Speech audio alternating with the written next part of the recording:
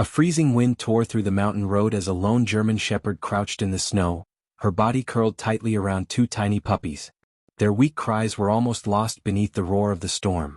Ice clung to their fur, and each breath felt like it could be their last. This stretch of road was known for silence. No cars, no mercy. Yet on this night, fate had other plans. Ethan Cole drove with no destination in mind, headlights barely cutting through the falling snow. At 38, he carried himself like a man carved from hardship. Broad shoulders, tired eyes, and the quiet discipline of someone trained never to fall apart. Once he had been a Navy SEAL. Now he lived alone in a cabin near Silver Creek, fixing engines by day and fighting memories by night. The storm thickened as he approached a familiar bend in the road, one marked by an old roadside cross. He slowed instinctively. That's when he saw it, something dark against the white. At first he thought it was debris. Then it moved. Ethan slammed the brakes. The truck skidded before stopping just short of the shape. He stepped out, the cold slicing through his jacket. Kneeling in the snow, he saw her, a German shepherd, shaking, eyes wide but defiant. Beneath her were two puppies, barely breathing. He spoke softly, his voice rough but steady. The kind of voice that once guided men through chaos. The dog didn't growl. She only watched him, fear and exhaustion locked in her gaze. Ethan saw something painfully familiar there, the same desperation he had seen years ago in another storm, another road, when his wife had died in his arms after an accident he still blamed himself for. "You're not dying out here," he whispered. Slowly, carefully he removed his scarf and jacket liner, wrapping the puppies one by one. The mother watched every movement, her body tense but unmoving. When Ethan reached for the second pup, she allowed it, her strength clearly fading. The wind screamed around them as Ethan carried the puppies to his truck and returned for the mother. She hesitated, then rose unsteadily and followed him. Trust, fragile and trembling, passed between them.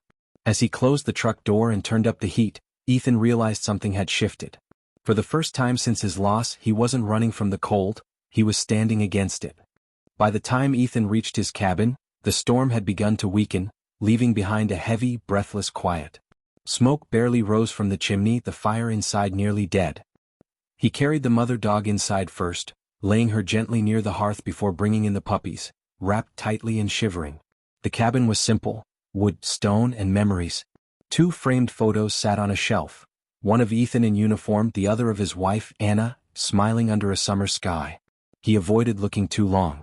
As the fire came back to life, warmth slowly returned to the room. The mother dog stirred, nosing her puppies, checking them instinctively. Ethan watched in silence, struck by her determination. He named them quietly, as if the words themselves might anchor them to life. Mara for the mother. Scout and Ember for the pups. Morning came pale and slow. A knock sounded at the door. Helen Carter, an elderly widow who lived down the road, stood outside holding a basket of food and medicine. She had seen Ethan's truck during the storm and felt something was wrong. When she saw the dogs, her face softened. She knelt beside Mara with practiced gentleness, her hands steady despite her age. She spoke of her late son, a Marine, and his German shepherd who had stayed by his side until the end. Helen brought antibiotics, warm tea, and quiet understanding. Before leaving, she looked Ethan in the eye and said something he hadn't heard in years: "You can't save others if you forget yourself." That night, Mara's condition worsened. Fever set in, and the power failed as another storm rolled in. With no choice, Ethan trekked through the snow to Helen's house. She didn't hesitate. Together they returned, working side by side through the night, cooling the fever, feeding medicine, keeping the fire alive. Somewhere before dawn, Mara's breathing steadied. The puppies slept peacefully. Exhausted, Ethan leaned back, realizing he hadn't felt this kind of purpose since the war. When sunlight finally touched the snow, Helen placed a hand on his shoulder. "You didn't just save her," she said. "You saved yourself too." Weeks passed and life settled into a fragile peace. Scout and Ember grew stronger, tumbling across the cabin floor. Mara regained her strength, calm and watchful. Ethan found himself laughing again, small, unguarded sounds that surprised him. Helen visited often, bringing food and conversation. The cabin no longer felt like a place of exile but something closer to home. Then one morning, a knock shattered the calm. A state wildlife officer stood at the door. He claimed there were reports of unregistered canines, possibly wolf hybrids, in the area. Without paperwork, the dogs could be taken. Ethan argued, explaining how he had found them during the storm. The officer listened but remained firm. He gave Ethan 72 hours to prove the dogs were domestic. Fear returned like an old wound reopening. That night, before Ethan could secure the cabin, Mara acted on instinct. Sensing danger, she led her puppies into the forest, vanishing into the snow. Ethan followed immediately, tracking their fading prints through the darkness.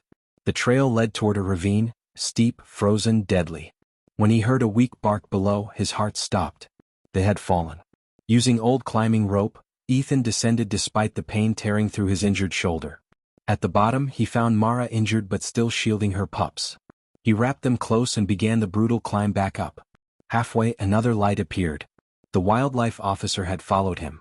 Without a word, he anchored a rope and helped pull them to safety. Looking at Ethan, bleeding and shaking but unbroken, the officer finally understood. "They're your family," he said. By dawn they were home again. Spring arrived gently, washing the valley in green and gold. The cabin transformed into something more, a sanctuary. With Helen's help and the officer's support, Ethan opened Silver Creek Haven, a rescue for retired service dogs. Mara became its heart. Scout and Ember grew into strong, joyful dogs. Veterans came. Wounded dogs arrived. Healing followed. Ethan found purpose not in forgetting pain, but in living with it. One summer evening Mara slowed. Her time was near. Ethan walked with her into the open field where it had all begun. She looked back once before running freely into the tall grass with her pups. This time Ethan didn't feel loss. He felt peace. Because some rescues don't just save lives, they bring them back.